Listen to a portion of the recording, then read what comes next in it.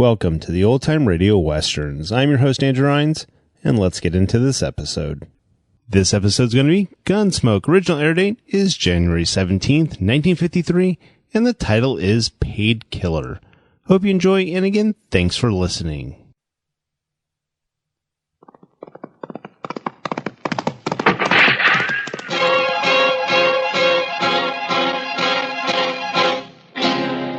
Around Dodge City and in the territory on West, there's just one way to handle the killers and the spoilers, and that's with a U.S. Marshal and the smell of Gunsmoke.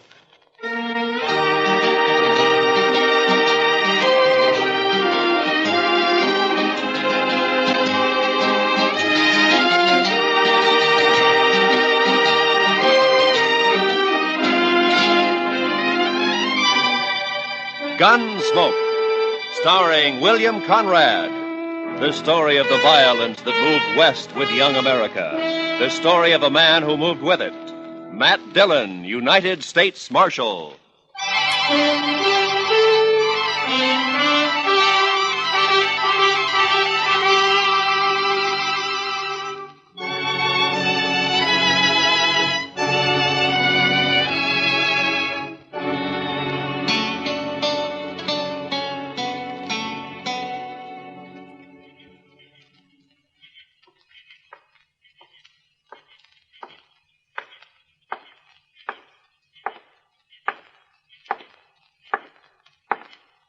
Hey. Over here.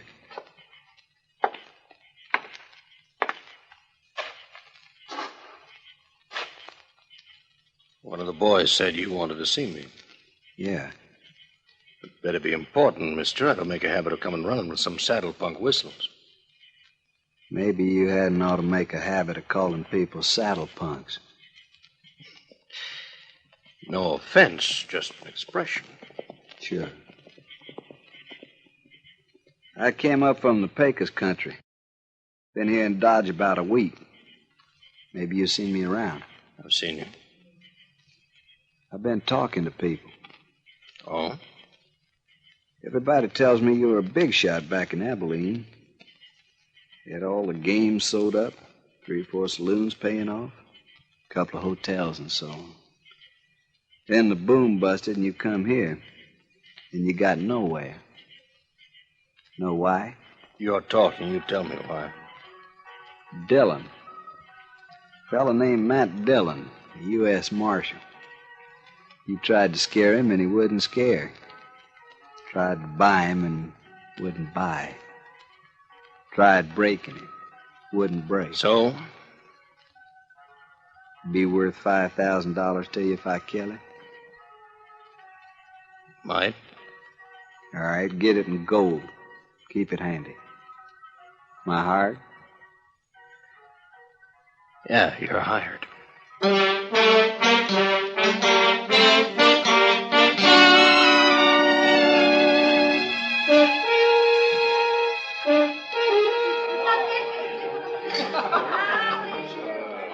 Chester, I know you've been sick and you still got a cold, but is there anything else wrong? What do you mean, Mr. Dillon? Well, you haven't said 3 words in the last 20 minutes. That's not like you. Well, Mr. Dillon, did you ever get a funny feeling somebody was keeping an eye on you? Well, yeah, but... Well, I got one right now. Chester, I think you got a touch of the heebie-jeebies. Maybe. But I tell you, I know there's Well, as far as I can see, there's nobody in the whole place even paying any attention to us. Somebody is. I had the same feeling the day the Butler brothers come back from Santa Fe. Yeah? I didn't even know they was in town, but I knew somebody was getting ready to call us. And about 6 that evening, they made their play, remember? Yeah, I remember. I was one of the pallbearers the next day. Well, it's the same thing now. There's going to be trouble, Mr. Dillon. You can bet on it. I think you got the wind up over nothing, Chester. Why, the town's never been quieter. Jail's been empty for 2 weeks. Only new faces around is that bunch of trail drivers that came up from the Pecos. They're all strangers. None of them got any reason to hold a grudge against. Oh, there you be. What? I've been looking all over for you, Marshal. Oh, hiya, Billy. Waited over to the jail for nigh on to an hour. I got to talk to you, Mr. Dillion. I'm sorry, Billy, but every time I give you money, you buy yourself a bottle and then stay blind drunk for 2 days. It ain't money this time, Mr. Dillon. I got something to tell you. Oh? What? Something I heard. There's a couple fellers talking over to the livery stable. They didn't see me. I was back at the water trough. Sort of, well, resting, you might say. Yeah, I know. Well, you know how it is, Mr. Dillon. The man gets dry in this prairie country, and he just What right were they can't... talking about, Billy?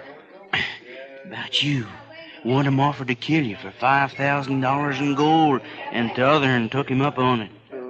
There, what did I tell you? Who were they, Billy? Did you know them? No, sir. It was dark, and I didn't recognize their voices. They was already there when I woke up, and they left right after that. Well, maybe it was just some kind of a joke. Oh, it didn't sound that way to me. No, sir, it's no joke, Mr. Dillon. I told you I felt it. There's somebody in this room right now, somebody who's been hired to kill you. Yeah, but who? I don't know.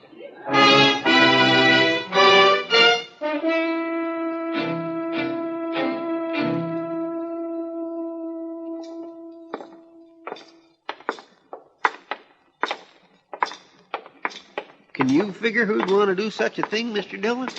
Yeah, I can figure a dozen or two, Chester. Well, if Chester, look, as far as Dodge City is concerned, I'm the law. And there are plenty of men here who'd think they'd do better without any law. I guess it's nothing personal. Well, personal or not, it's got me jumping sideways at my own shadow. Here we are. Come on.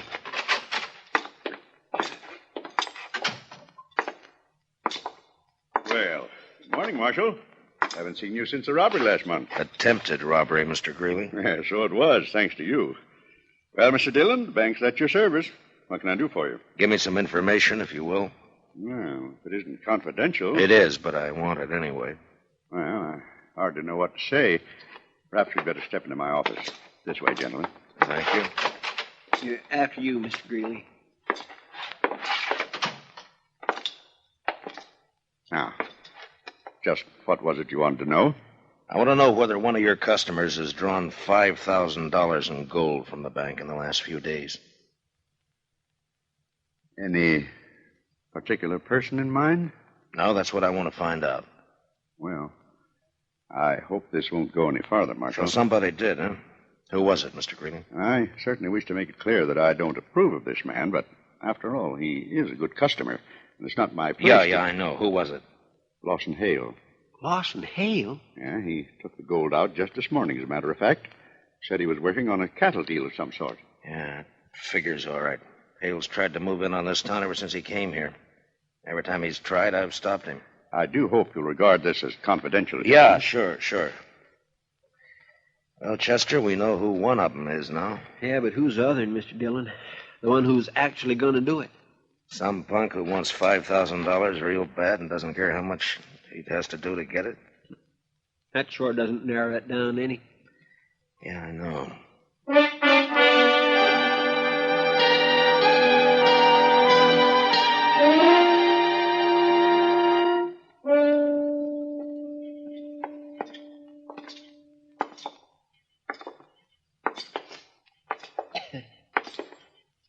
Sure quiet tonight, Mr. Dillion. Yeah? Not many people out. No, not many. The moon is throwing quite a bit of light. Yeah, I guess it is. Kindly makes a target out of a man.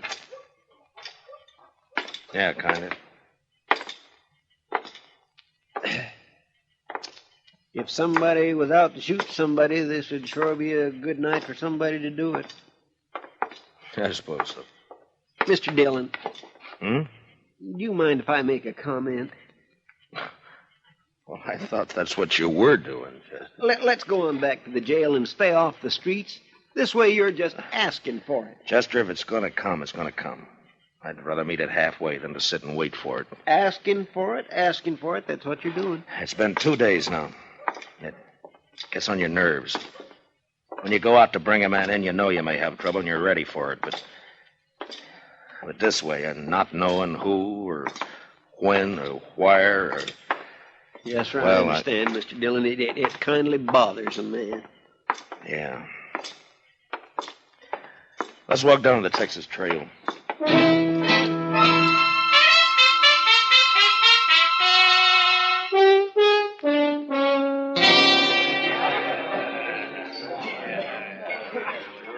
Good to see you, Matt. You've been avoiding us the last couple of days. Busy, Kitty. Something bothering you, Matt? Bothering me? Yeah. Whatever gave you an idea like that? Mr. Dillon, What is it, Chester? Lawson Hale just come in. He's down the bar there. Oh, yeah. Maybe you ought to have a talk with him. Well, that's one way. That's the one I haven't tried yet. Excuse us, will you please, Kitty? Well, sure, Matt. Whatever it is, be careful, huh? Abilene was wide open. Yeah. I had it right in the palm of my hand. That's so? The minute a trail driver hit town, the boys would grab their pay and they'd head straight. Something I can do for you? Yeah, I want to talk to you, Mr. Hale. Well, I don't see anything stopping you. Well, we'll move down the bar a ways if you don't mind. It's kind of private. Sorry, Marshal. I'm fine right here. I said we'll move down the bar. If it's that important. Pardon me, boys. The Marshal's all head up about it. Oh, sure.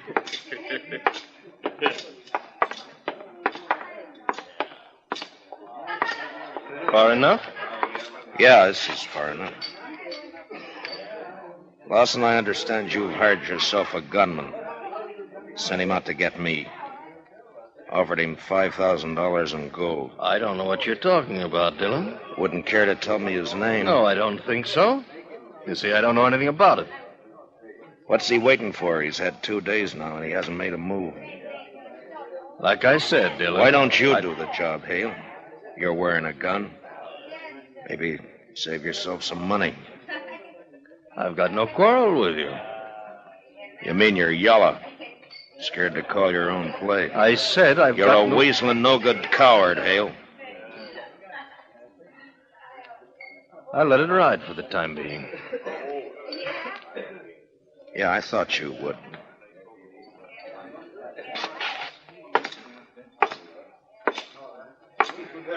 Come on, Chester. Yes, sir. Let's go get some fresh air.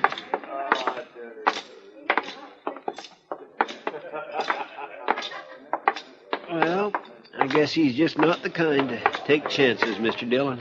And not when he's got a hired killer out prowling somewhere. Chester, I'm going to run him out of Dodge if it's the last thing I ever do. Dodge can stand it. If I only knew who he'd hired, then I could force the play myself. This blasted business of having to leave it up to the other man. Waiting. Over there by the stable. Yeah, I saw the flash. Maybe you got him, Mr. Dillon. I don't know. Let's move in and find out. Yes, sir. Watch yourself, Chester. You may be playing possum. Yes, sir. The flash was right here by the corner. Yeah. Well, that's that.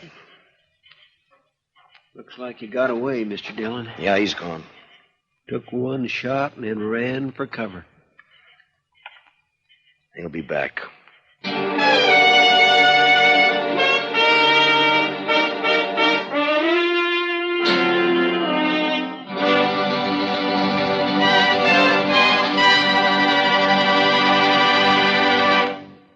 We will return for the second act of Gunsmoke in just a moment. But first, every Sunday afternoon, Robert Trout with the World News brings you up to the minute on CBS Radio.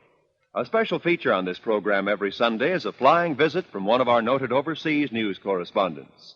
Remember, tomorrow, for well-rounded views of the news at home and everywhere, don't miss Robert Trout with the news of the world on most of these same CBS radio stations. And now for the second act of Gunsmoke.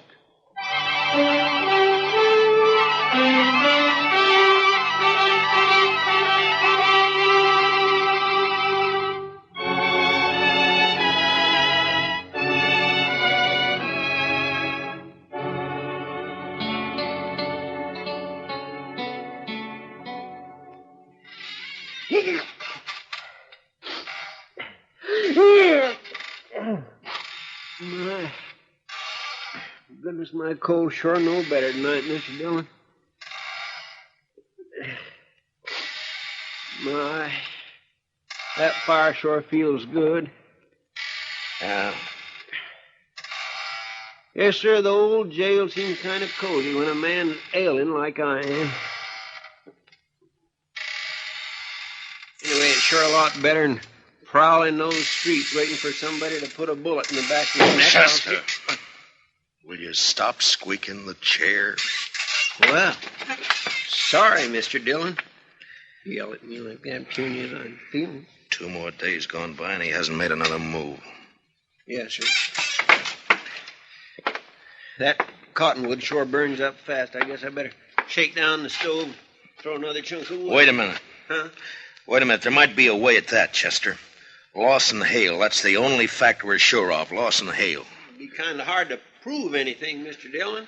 Who said anything about proving it? I got an idea. Come on.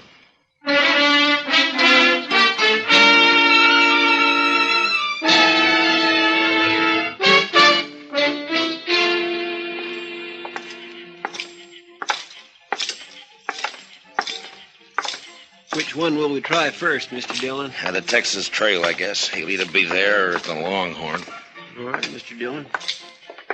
What you gonna do? Gonna arrest him, since he won't fight. You saw him back down the other night. Yes, but you got no evidence. Mr. Dillon, you can't make it stick. I don't intend to, Chester. Well, then I don't see what I you're saying. can do is scare him. And if I figure him right, I think he's gonna scare easy. Maybe so, but all the same... Look. Look, there he is, Chester. Just came out of the Longhorn. A couple of fellows with him, Mr. Dillon. You don't suppose one of them could be... No, they're hanging around for the free drinks. There's not an ounce of nerve in the 3 dozen of them. Come on, let's take him. Yes. You're right. The whole herd. $1,000. Hale? Yeah? Hold it just right where you are. What seems to be the trouble now, Marshal? No trouble. Unless you want to make some. You're under arrest. What for? I'll think of something later. Stick out your hands. Whoa. You're taking me in without even making a charge? I'll remind you there's witnesses here. Yeah, so I notice. When they're not hanging around you, they're around somebody else. What have you done, Hale? Hired them, too? I asked you what the charge was, Marshal. Vagrancy. Vagrancy? As far as I know, you've never had any visible means of support as long as you've been in Dodge City. I'll match any dollar of yours with 100 better ones. Well, that's fine. That'll help pass the time. Now, stick out your hands. Oh, look here, Marshal. Shut up. Think you... All right, Chester, put the cuffs on him. Yes, sir. All right, hold still now. Dillon, I'll break you for this. It's been tried before. All right, boys, break it up. The party's over. You've had your last free drink out of this pump. All right, Shu, let's go to jail.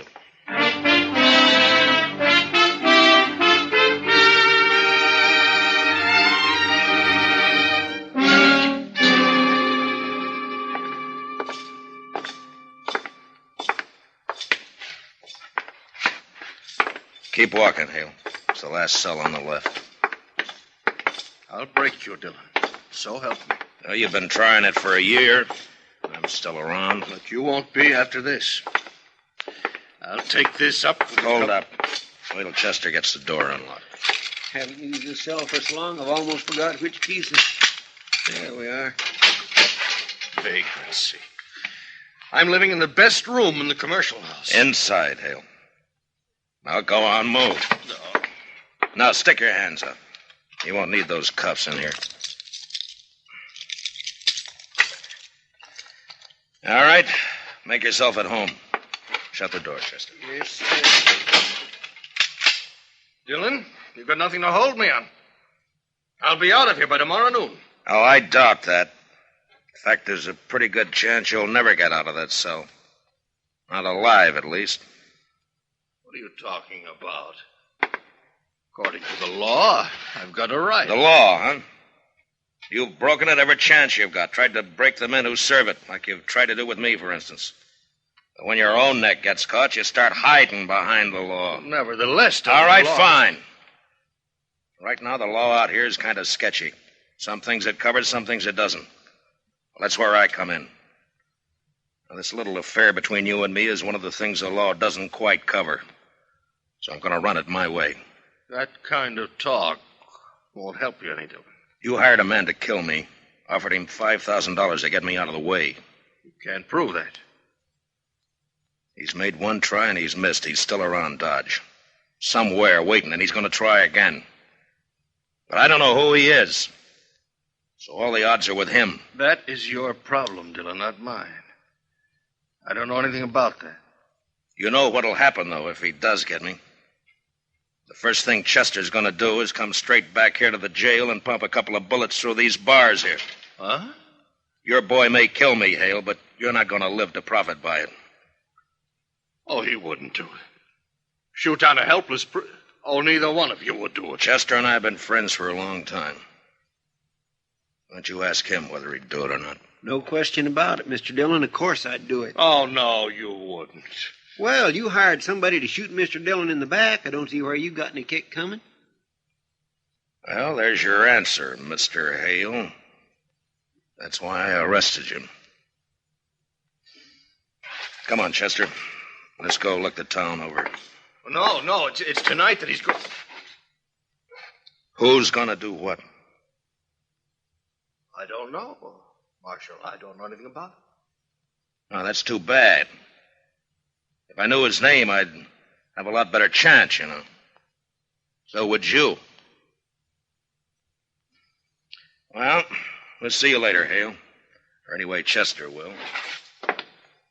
No, Dillion, you can't do it. Don't go out. He'll get you short. Dillion, no, wait. I'll tell you his name. All right. He's a trail driver. He came up from the Pecos last week. I doubt if you know him. His name is Ed Granger. Ed Granger? Yeah, I've seen him around the bars. Dark-haired, surly-looking, scar across his cheek. That's him. Of course, I'll deny all of this in court, you understand? Yeah, sure, I understand. Come on, Chester, let's go get him.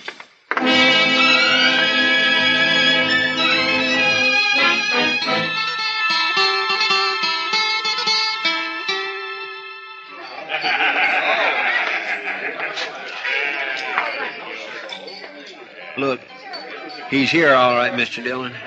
Over there by the pine. Yeah, looks like he's by himself. What you gonna do? Arrest him? Well, there's no evidence, Chester. The only way I see is to make it personal. Let's go. Yes, sir.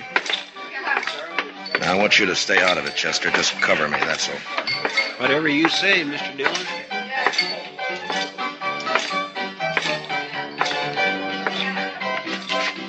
Your name, Ed Granger? Might be. What about it? You know who I am, don't you? Judging by the star, I reckon you're a U.S. Marshal. You ought to do better than that. After all, I'm worth $5,000 to you. Yes, sure. Who says so? Lawson Hale. What? Your memory's getting better, huh? I don't know what you're talking about, Marshal. Sure you do. That deal you made with Hale. He told me all about it after I threw him in jail and persuaded him a little bit. I told you, I don't know anything. You're wearing a gun there, Granger. Why don't you draw it and go for $5,000? Take a chance. This fella you're talking about's in jail. I reckon he wouldn't have anybody working for him now, would he? You tell me. I got no reason to draw on you, Marshal. Not unless my back's turned, huh? I think you're as yellow as Hale is. This won't do you any good. I ain't drawing. You tried to kill me night before last, Granger. Can you prove that? If I could, you'd either be in jail or you'd be dead. Well, since you can't prove it, what's the argument? Just that I don't like the idea of somebody trying to shoot me in the back.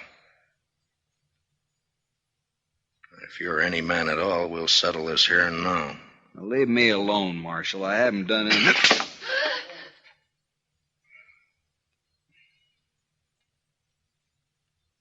Now, you still figure you got no reason to draw on me? No reason. I ain't drawing. You got 10 minutes to get out of town. And when you're out, stay out. Don't come back now or ever, you understand? Yes, sir. You can start right now.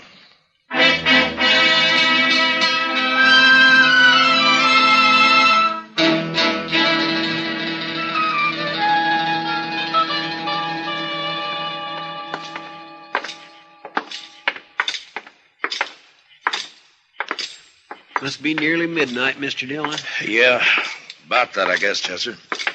My, this is sure one day I'm glad is over. Yeah, so am I. At least I can breathe a little easier now.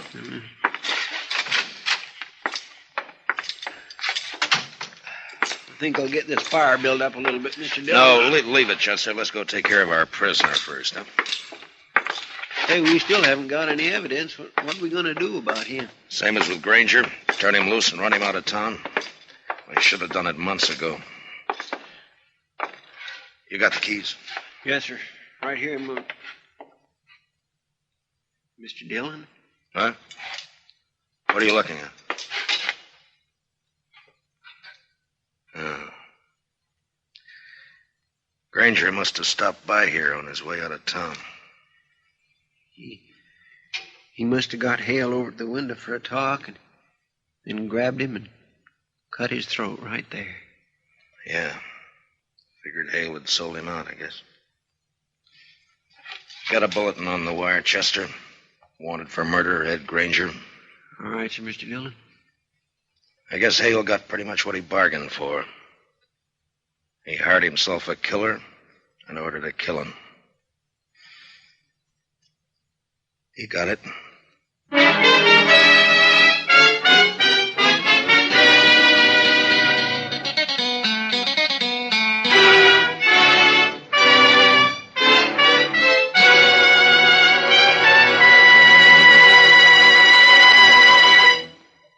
Gunsmoke, under the direction of Norman Macdonnell, stars William Conrad as Matt Dillon, U.S. Marshal.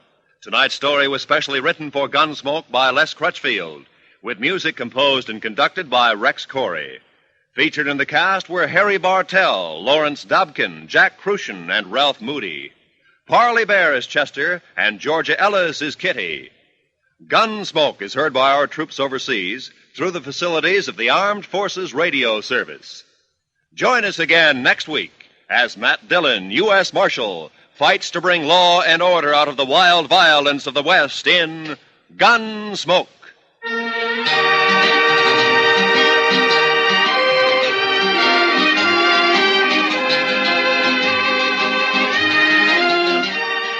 Like Old Man River, the comedy just keeps rolling along every Sunday night when CBS Radio presents Amos and Andy.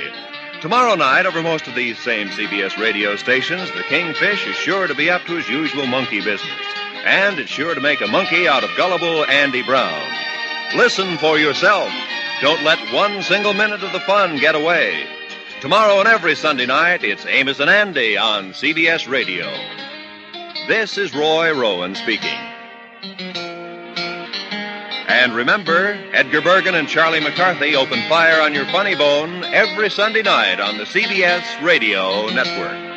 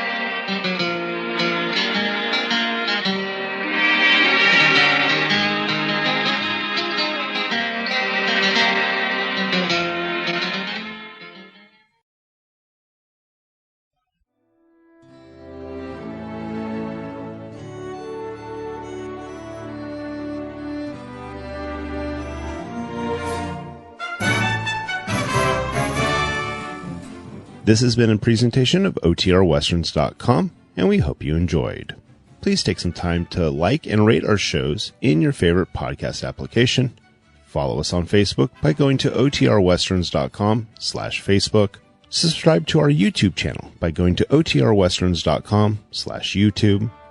And send us an email, podcast@OTRWesterns.com. You can call and leave us a voicemail, 707-986-8739.